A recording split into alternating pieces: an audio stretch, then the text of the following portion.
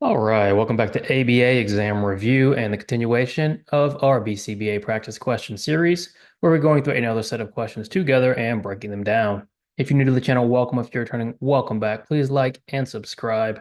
Check out behavioranalyst.study.com for all of our study materials, including our combo pack. When you pass your exam, please let us know so we can include you in the Sunday shout out. Work hard, study hard. Let's get going.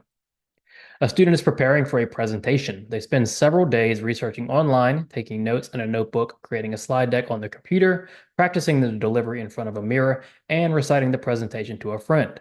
On the day of the presentation, they use their slide deck and speak to the class. Which of the following describe the response class related to preparing for the presentation? So this is a response class question, and a response class is a set of responses that are essentially serving the same purpose or meeting the same function. This question is specifically asking about preparing for the presentation.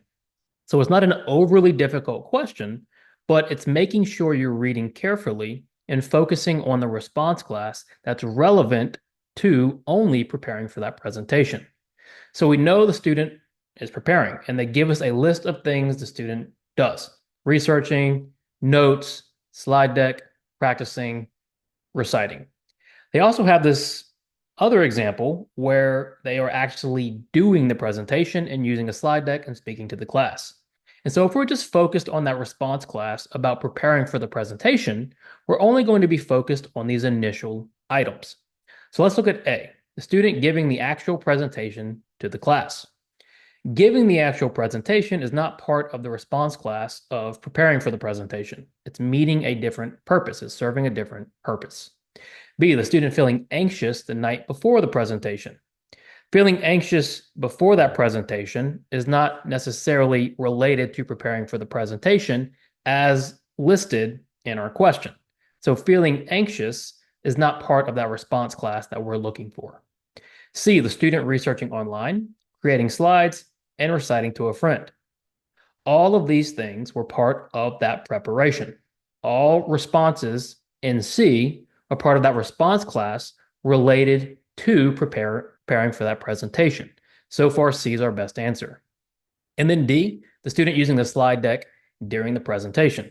Well, D is similar to A, where the student is now actually giving the presentation, not necessarily preparing. And so if we're looking for a response class related just to that preparation, we're going to be focused on C, the student researching online, creating slides, and reciting to a friend. Again, not an overly difficult question, but a question like this can really trip people up on the exam. They can read too quickly and they can skip over the important part of preparing for the presentation, or they can overthink this, where it's not a difficult question in the sense that all the information is right there in front of you. So when we get a question like this, let's just trust our preparation, not overthink it, answer it, and move on. A behavior analyst is working with a teacher who reports that a student, David, frequently blurts out answers in class without raising his hand. The analyst conducts an observation and notes that David blurts out an answer an average of 10 times per hour. When David blurts out an answer and it's correct, the teacher often acknowledges the answer and continues with the lesson. When the answer is incorrect, the teacher redirects David to raise his hand next time. Based on these assessment results, which intervention would be most appropriate to recommend first? So here we are choosing an intervention or designing an intervention based on assessment results, which is related to our task list item, of course. Now, this is a long question. However, it's not a very detailed question, and some of the details aren't actually even relevant. So what we're always going to do is attack the question. We're not going to read a long question like this and then jump to the answer choices and start trying to figure it out there. We have to fully understand the question first. What do we know? We know the analyst is working with the student and the teacher. The target behavior is blurting out answers in class without raising his hand. So immediately we start thinking replacement behaviors, right? We're teaching a different behavior. We see that David blurts out 10 times per hour. When David blurts out the answer and it's correct, the teacher acknowledges the answer and continues with the lesson. So it seems like David may be receiving reinforcement for the behavior that they shouldn't be doing. When the answer is incorrect, the teacher redirects David to raise his hand next time. So David is getting attention no matter what. Now, let's look at A. Implementing a response cost procedure where David loses recess time for each instance of blurting out. Whenever you have when you have an intervention question, we always want to remember that we're always trying to start with reinforcement first. Response cost is going straight to punishment. So is there another intervention that's going to meet our same purpose, where we're not necessarily just jumping to punishment, and we're also teaching a replacement? B, ignoring David completely when he blurts out answers. B might be an extinction procedure, which is a step in the right direction. But when you're going to use extinction, we're also trying to replace that with something else. So B is better than A because it isn't punishment, but can we teach David a better way? C, teaching David a hand-raising procedure and providing reinforcement for raising his hand. C is the best so far. 1, we're prioritizing reinforcement. 2, we're teaching a replacement. With both A and B, even if we decrease David's behavior, we haven't taught him the other way. And so if we're not teaching him something else, he still has to meet a function. So the odds are is that behavior that we decreased might come back. With C, we're now teaching a replacement and prioritizing reinforcement for that replacement. And then D, implementing a timeout procedure for each instance of blurting out. Well, D suffers from the same problem of A, where we're working with punishment. We don't want to focus on punishment initially. Where we want to start, based on the assessment, where this is not it's not a harmful behavior, right? No one's at risk here. And so we can prioritize reinforcement. We can try to go down the route of teaching David the right behavior first. Can we also incorporate extinction with C? Of course. But if we have to choose one, C is going to be our best answer. A school bus driver notices that a student, Timmy, often throws his toys out the bus window, so he starts tracking this behavior. Bus driver decides to start praising Timmy each time he keeps his toys in his backpack during the bus ride.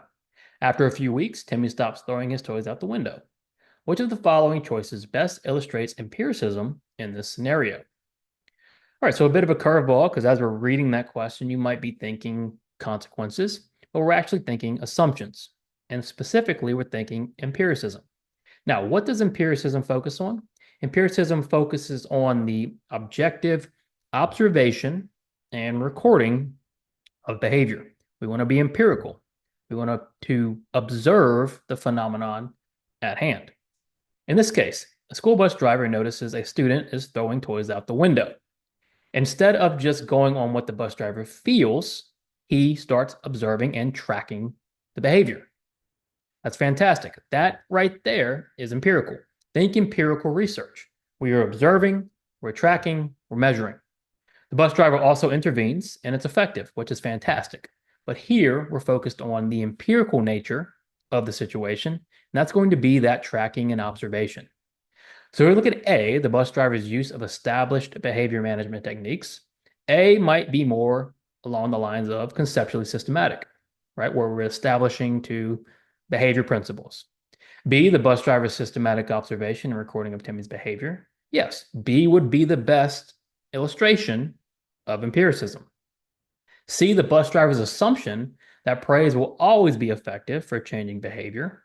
Well, C is not going to be anything we should do. We never assume anything is going to be effective all the time. That's not very behavior analytic. And then D, Timmy's behavior changing due to the bus driver's intervention. Well, D could fall along the lines of analytic, if there's a functional relationship. It could fall along the lines of effective, if the intervention was effective. But in this case, what we're focused on is the empirical nature. And empiricism is best illustrated by the systematic observation and recording of Timmy's behavior. A person is using a crosswalk at a busy intersection. They notice that when the walk signal is illuminated, it is safe to cross the street. However, when the don't walk signal is illuminated, it is not safe to cross. How does the walk signal function in this scenario? Let's quickly think about how our SDs are established, right? Because we have an SD, we have a response, and then a consequence.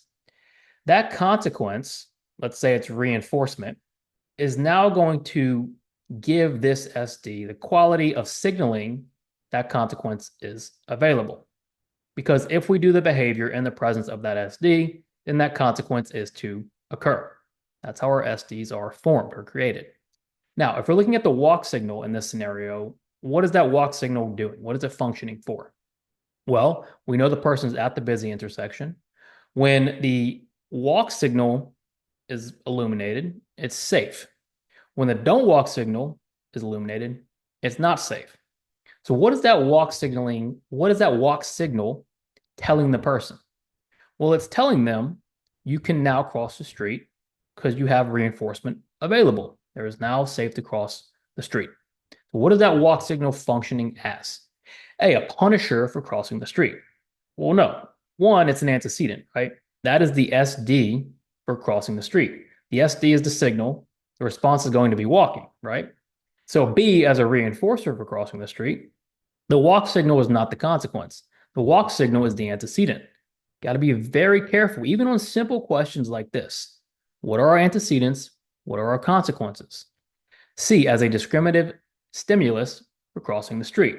Yes, it is a SD for crossing the street. It is signaling that the street is now safe to cross.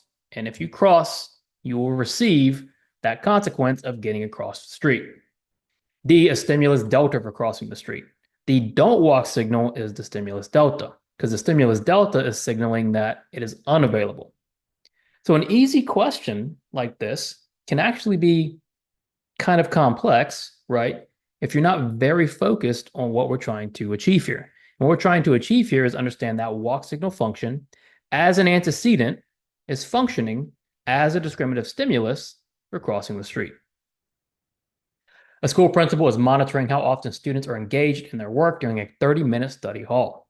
Every 5 minutes, the principal observes and records whether each student is on task at that point in time. What type of data collection procedure is being used? Now, this is actually an easy data collection question. We've got a 30-minute study hall broken into 5-minute intervals, so 0 to 5 minutes. And the principal is recording where? Well, they're recording at that point in time, at the end of 5 minutes, if the student's on task. So if we think about our interval and our time sampling, because this is a discontinuous measurement, we know that because it's broken into these different intervals. If we think about partial interval recording, with partial interval recording, the behavior has to happen at any point in the interval. With whole interval, that behavior has to happen the entire time. With momentary time sampling, we're looking at the end, and that's where we're at now. We're looking at the end of the interval. The better or more precise answer is going to be planned activity check because it is a group, but that's not one of our options. So we're going with the next best answer, which is A, momentary time sampling. And of course, it is not continuous measurement. Very straightforward discontinuous measurement question. Think about what partial interval, what whole interval, and what momentary time sampling are focused on when we're collecting data in each interval. Thanks for watching. Check out behavioranalyststudy.com for all of our study materials. Of course, all our 6th edition materials are now available. If you're watching this week, we're now in the new year. We're moving towards the new year. If you're watching this in the future, well, good luck on your 6th edition exam. Be sure to subscribe. We're doing our typical 6th edition task list breakdown. We're making videos for each individual item. Those come out every Sunday, so be sure to look out for those. We also put out 2 other BCBA exam practice videos a week. We also have RBT materials, so if you're supervising anybody, if you know any RBTs who need help, be sure to recommend us. As always, work hard, study hard. We'll see you soon.